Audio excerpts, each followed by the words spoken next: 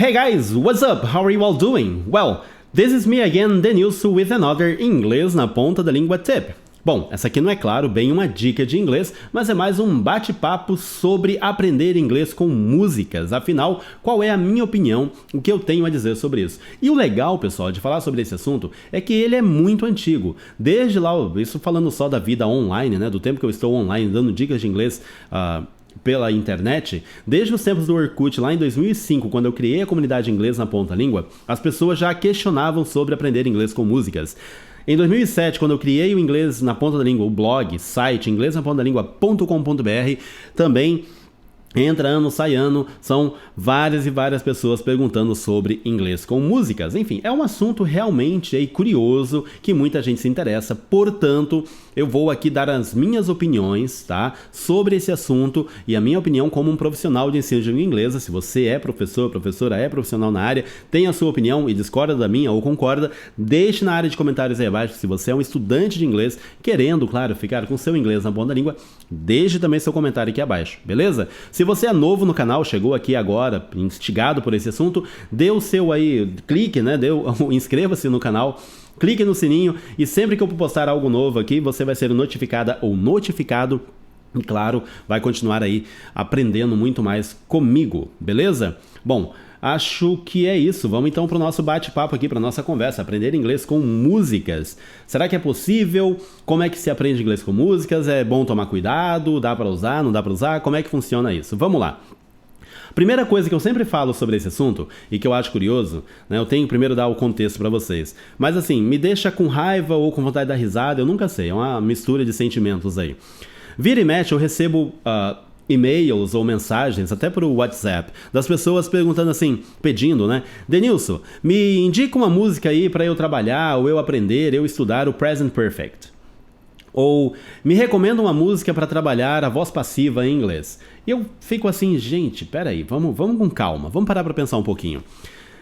Vocês acham que alguém em sã consciência, um compositor ou uma compositora, acorda um belo dia e ao tomar o seu café da manhã ele diz acabei de ter uma excelente ideia para escrever uma música com os conditionals, vai ser bem legal, né? O uso do if, third conditional, second conditional, first conditional, zero conditional, mixed conditionals. Eu vou meter tudo isso numa música e vai ser um sucesso. Você acha que alguém faz isso? Você acha que alguém no Brasil acorda pensando, vou escrever hoje uma música com o pretérito mais que perfeito para que o pessoal que está aprendendo português como língua estrangeira aprenda o pretérito mais que perfeito usando minha música? Não é assim que funciona, não é verdade? Então, para começar, vamos entender isso aqui. Ninguém escreve uma música pensando em tópicos gramaticais. Os tópicos gramaticais acontecem na música porque é o modo como a língua, né, deve acontecer. É o modo como a pessoa está ali organizando o seu texto, a sua canção.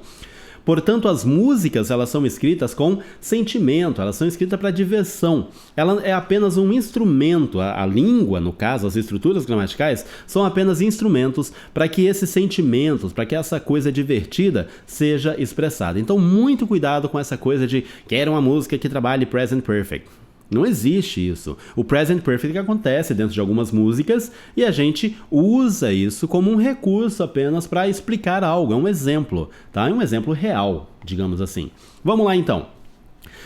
Não dá para aprender gramática normativa com músicas, pois elas, né, músicas não foram escritas com fins pedagógicos, elas não foram feitas pensando num estudante de inglês que está lá na Argentina, no Brasil, no Chile, onde quer que seja.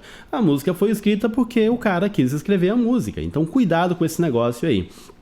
Dito isso, eu tenho, claro, que dizer que as músicas têm sim seu valor. Elas servem para alguma coisa, mas é preciso tomar cuidado com o uso das músicas, tanto para aprender inglês quanto para ensinar inglês, principalmente se você aprende inglês sozinho e acha que música vai resolver o seu problema. Vou baixar aqui um monte de letra de música e vou usar isso como meu material de estudos. Cuidado! Muito cuidado, ok? Por quê? Porque as músicas podem conter erros considerados gravíssimos de acordo com a gramática normativa. Assim como em português tem músicas com erros, em inglês também tem. E esses erros têm umas coisas, às vezes, até curiosas, né? Isso em relação ao inglês. Se você estuda inglês sozinho, você entra lá num site, num canal no YouTube, enfim, qualquer coisa, seu recurso também de aprendizado, e aí você vê uma explicação. Quando você sai daquela explicação, você vai ver uma música, e na música o cara canta um negócio diferente daquilo que você leu, o que você assistiu, o que você aprendeu. E aí você vai falar assim, acho que aquele cara lá daquele site lá, aquele tal de Denilso, escreveu isso, e ele tá errado, ele não sabe inglês. Porque o meu cantor favorito aqui na música cantou assim. Então aqui é que tá certo, porque é um nativo falando. Cuidado, nativos também cometem erros, e em músicas eles cometem muitos erros. Quer ver um exemplo? Na boca de vários cantores e cantoras, é muito comum eles dizerem a frase If I was you em suas canções. If I was you. Isso, do ponto de vista gramatical, está errado, tá? Porque o certo em inglês é If I were you, o certo na gramática normativa, if I were you. Se você for fazer um exame de proficiência, como exames de Cambridge, um TOEFL, um TOEIC, ou escrever uma coisa mais formal, tipo um e-mail para uma empresa, uma solicitação de emprego, escrever o seu abstract ou o seu artigo científico em inglês aí, e escrever if I was, na gramática está errado, porque o correto é if I were. E aí você pensa assim, tá, mas lá no meu curso de inglês eu aprendi que was é o passado do verbo to be, e eu sempre falo I was, he was, she was, porque agora é I were. Porque nesse caso nós estamos diante do subjuntivo em inglês, e o subjuntivo do verbo to be é sempre were para todos os pronomes, todos os sujeitos. Were. If I were. Se eu quero dizer em inglês se eu fosse rico, eu digo if I were rich. Ah, mas o pessoal fala if I was rich. Tá certo, então. Sabe, quando eu ouço isso, eu falo para as pessoas que é a mesma coisa de falarmos em português a gente vamos para a praia no final do ano. Tá certo falar a gente vamos? Na gramática normativa, não. Mas muita gente fala. Então, assim, se você quiser falar errado como muita gente, fale if I was. Se você quiser falar bonitinho, que nem a gramática quer, diga if I were, ok? Beleza? Então, isso você pode aprender errado numa música e causar muita confusão e, claro, dar grosópia aí na hora de fazer uma prova, de fazer um exame de proficiência. Outro exemplo, Justin Timberlake, na canção What Goes Around, ele canta o seguinte: When you cheated, girl, my heart bleeded, girl. Essa frase tem um erro também. Porque aí você vai pensar assim, não, mas é o past simple, legal, vou aprender o past simple. Cuidado, porque o erro está justamente aí. O verbo bleed em inglês, o verbo sangrar, bleed, é um verbo irregular, ele tem uma forma própria, ele não se faz com ed no final. Então o correto é bled. Na canção ele deveria dizer When you cheated, girl, my heart bled, girl. Ok? Bled, não bleeded. Olha só como são as coisas. Você pode aprender uma coisa errada achando que é o certo, porque é o nativo cantando e tá errado. Beleza? Outro exemplo de tempos atrás aí. O cantor Timbaland, ele fez sucesso com uma música cujo título era The Way I Are. Gente, isso causou uma confusão na cabeça de muita gente. Eu recebia tantas mensagens, tantos e-mails na época, de pessoas querendo saber quando devemos usar IR em inglês. E a minha resposta é nunca. O cara cantou errado. Ele fez aquilo para chamar a atenção. Sei lá porque que ele escreveu The Way I Are. Tá? Deve ter uma explicação para isso. Eu nunca fui atrás. Mas gramaticalmente falando, o correto é The Way I Am. The Way I Am. E é isso, ok? Bom, eu tô falando de algumas músicas aqui, talvez antigas, né? Sei lá. Mas se você quiser uma música mais atual ainda, do mundo pop, nós temos Justin Bieber e Ed Sheeran fazendo sucesso no momento, 2009, eu tô gravando em julho de 2019, tem uma música dele chamada I Don't Care. Isso tá certo, não tem nada de errado. Só que tem um momento da canção que ele canta assim, I don't like nobody but you. Eu não gosto de ninguém, apenas de você, somente de você, a não ser de você. I don't like nobody. E isso tá errado, porque o correto é I don't like anybody. E claro, você não vai falar I don't like nobody, sim I don't like anybody. I don't like anybody but you. Mas a música ele canta assim, não tem problema, né? Ele quis cantar com nobody, beleza. Algumas pessoas dizem que isso aí é uma licença poética que o compositor usou no momento. Licença poética pra mim, gente, é outra coisa. Escrever errado, à torta e à direito, ou falar errado, não é bem licença poética, ok? Vamos separar as coisas aí. Minha opinião, tá? Se você tem uma opinião diferente, Deixa aí na área de comentários, a gente vai conversando para poder se entender, beleza? Então, cuidado ao usar músicas para aprender inglês ou para ensinar inglês. Você pode aprender muita coisa errada, pode ficar com dúvidas imensas em relação a coisas que você aprende do jeito certo, em um livro, né? E depois, quando vê ou ouve a letra de uma música, vê o erro e fica querendo, meu Deus, e agora? Como é que é? Lembre-se, nativos também cometem erros. Cuidado com as músicas. Mas afinal, então, Denilso, como é que a gente usa música para aprender inglês? Qual é a minha dica? No meu livro, Inglês na Ponta da Língua, né? Esse livrinho aqui, ó, para quem não conhece, lá na página 171, se eu não me engano, mentira, eu decorei isso aqui antes, né? Na página 171, eu escrevo sobre aprendendo com músicas, tá? E dou uma dica aqui, que é mais ou menos o que eu vou falar para vocês agora, só que aqui tem bem mais informações. Qual é a dica?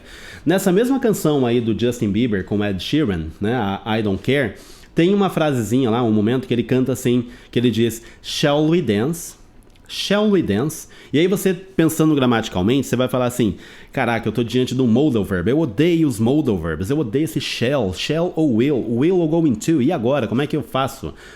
Se você aprende inglês lexicalmente, que é um assunto que eu falo no meu site, no livro e no curso Inglês na Ponta da Língua, Aprenda Inglês Lexicalmente, link para o curso e as inscrições estão abertas, o link está aqui abaixo. Tem também o curso de Collocations. Quem quiser saber mais sobre Collocations, participar do curso de Collocations, tem um link aqui abaixo.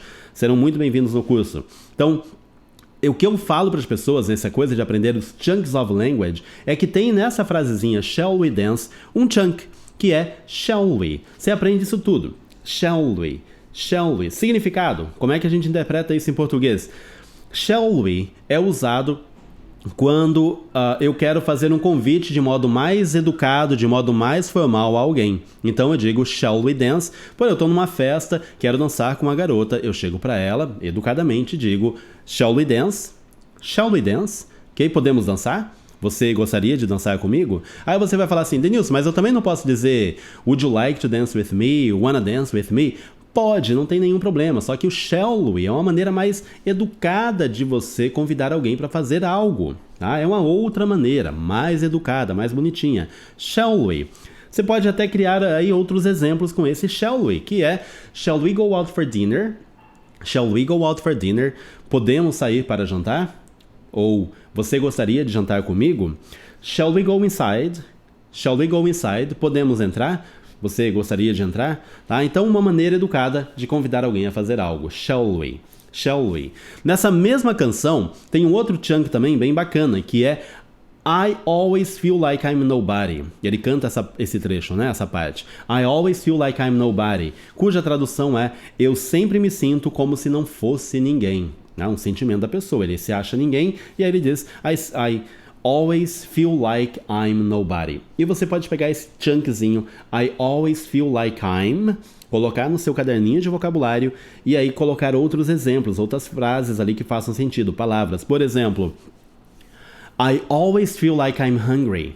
I always feel like I'm hungry. Eu sempre me sinto como se estivesse com fome. I always feel like I'm tired. I always feel like I'm tired. Eu sempre me sinto como se estivesse cansado. I always feel like I'm home. I always feel like I'm home. Eu sempre me sinto como se estivesse em casa. Tá? É por meio dos chunks of language que eu acho que é a melhor maneira de tirar proveito das canções, da letra de músicas quando você estiver estudando inglês. E o legal de aprender por chunks of language é que você aprende os mais importantes dentro da música, aprende a pronúncia, a estrutura gramatical, a gramática de uso e o vocabulário tudo de um jeito só. Não vai ficar com aquela coisa de, aqui eu tenho o verbo like, eu tenho, sei lá, o verbo feel like, always, né? Você não vai ficar vendo gramática. Beleza? Então, assim, chegando ao fim, eu digo, claro, né, afirmo, músicas são sim interessantes no aprendizado ou no ensino de inglês, mas é preciso vê-las apenas como uma ferramenta, um algo a mais, tá? Não podem ser vistas como a base do nosso aprendizado ou do ensino. Você vai melhorar o listening ouvindo uma música, você vai melhorar o seu vocabulário aprendendo aí os chunks of language. Falando em vocabulário,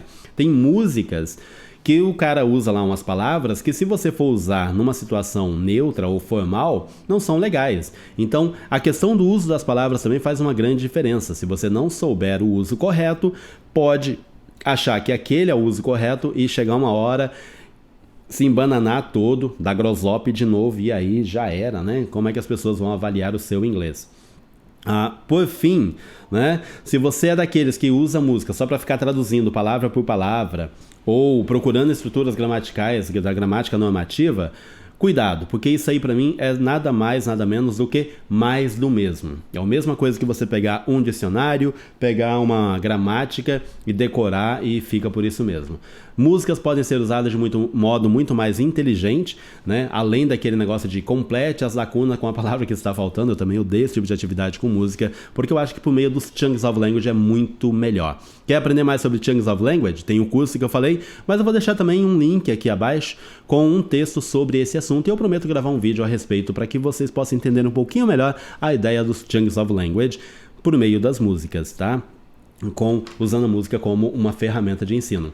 Beleza? Gostaram aqui do vídeo? Então deixa aí o seu joinha. Tem alguma coisa a dizer? Discorda, concorda, críticas, sugestões? A área de comentários aqui abaixo. E lembrando, se você ainda não se inscreveu no canal, inscreva-se porque vem muito mais coisa bacana por aí. E acompanhe o Inglês na Ponta da Língua nas redes sociais, ok? Well guys, I guess that's all for now. So thank you a lot for watching me, and thanks for your patience, and well, you know, everything here is for you, so thanks a lot. Bye bye, take care, and keep learning.